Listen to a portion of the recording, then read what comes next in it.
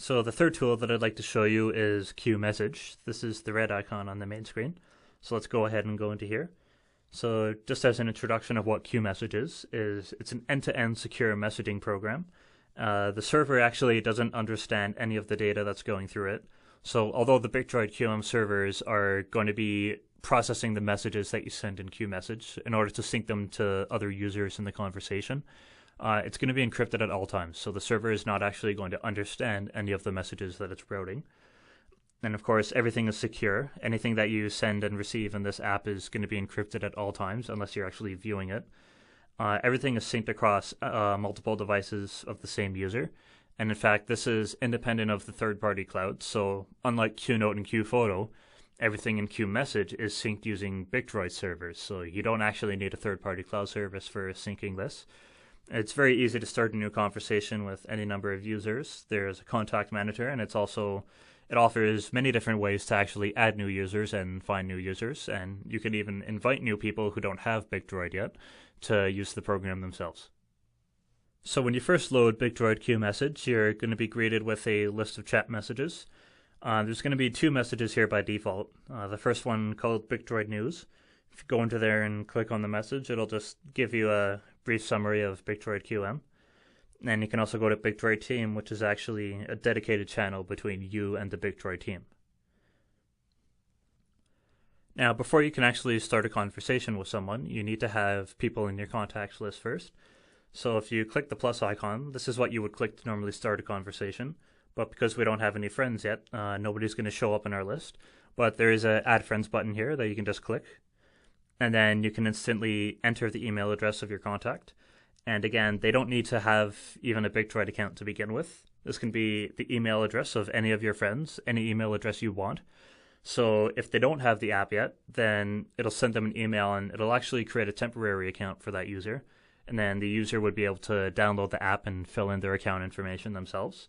Or if they do already have an account, then the user will receive an invite notification directly from the BicDroid QM app.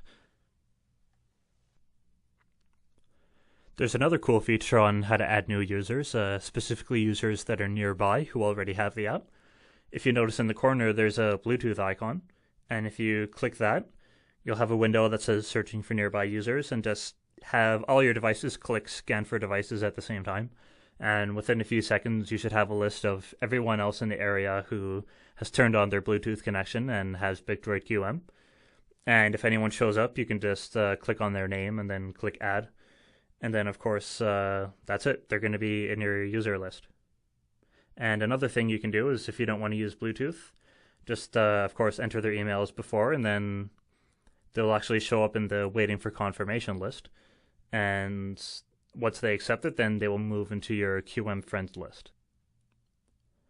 But perhaps the easiest way to add new contacts is to simply go into friends waiting for invitation. And what you have here is just BicDroid QM is going to read a list of all your contacts that are stored in your device, and it'll show their email addresses here. And it's literally just a one-click solution. You just click the invite button, and it'll automatically check whether or not they have an account. If they do, it'll send them an invite directly, and if not, it'll make a new account, as I described earlier. Once you have a new user added, you can actually start a new conversation. So go ahead and create a new conversation and just select any users that you may have added that you want to converse with. And after you do that, you're going to see a pretty generic conversation screen. This is nothing you haven't seen before, but I would like to go through some of the features that are actually unique to BicDroid QMessage. So you can go ahead and start your conversation by typing whatever you'd like in the text box at the bottom, and shows up at the other user's conversation window instantly, so it syncs really quickly. The other user, whoever's on the receiving end of any message, has to click the message first before they can read it. The reason for this is going to be obvious in a moment. Other than text-based messages, you can also send photos by clicking the camera icon in the corner. So just take a photo of whatever you want. And then these actually also have a tagging feature. If you click tag, you can start a new tag and move it around wherever you want. Once you've done that, just click save, and it'll send the photo as a message.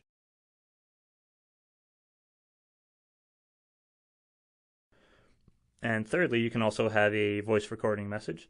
So if you click the voice icon in the corner, you'll get a new button that says hold to record. So just click on that, say anything you want, and then it's going to send that message to the user as a voice message. Welcome to our demonstration of BicDroid QM. Welcome to our demonstration of BicDroid QM. So now for something pretty cool that's unique to QMessage. If you go into the settings window, you can actually set the number of times that the users in the conversation are allowed to view any of the messages that you send. So let's set it to 3. It's set to unlimited by default. And you can also set the duration that they're allowed to view it for. Let's set it to 3 seconds as well. So we have 3 allowed views for 3 seconds each. Click done and then try sending a message now. And then when the user tries to view this message, they're going to have a little counter that counts down from 3. And once it hits 0, it's going to revert back to the unread state. And then every time they read it, it's going to decrement another counter that started from 3, and it's going to count down to 0. So after they've viewed that message 3 times, and this applies to photos or voice messages as well, they will no longer be able to view it again. And in fact, it's going to be encrypted forever for that user, and there's nothing they can do to ever view it again. So you can be confident that if a user has exhausted their allowed view count, then that message is going to be a secret from them forever. And of course, this isn't restricted to just a two-way conversation. If you want, you can throw a third device in the mix and in fact have as many users as you want.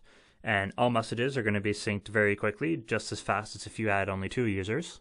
You can assign a different color to every user in the conversation if you'd wish, and everything is just as secure as before. So any user can control the amount of views and the view duration for their messages. And everything is basically the same as the 2-user case, so it scales really well to conversations with multiple participants. So just to summarize, QMessage is a multimedia sharing protocol, so you can actually share this between multiple users as opposed to QNote and QPhoto, which are just for you. But in fact, it offers the exact same security concerns that QNote and QPhoto offer. Every message and every photo that you send from QMessage is going to be encrypted in the exact same manner. And of course, the quarantine security approach applies here as well. So anything that you send out is going to be encrypted at all points during storage and transmission, and only the user is going to be able to see it. Nobody in between is ever going to be able to see any of the content that you send. So this is truly an end-to-end secure messaging protocol.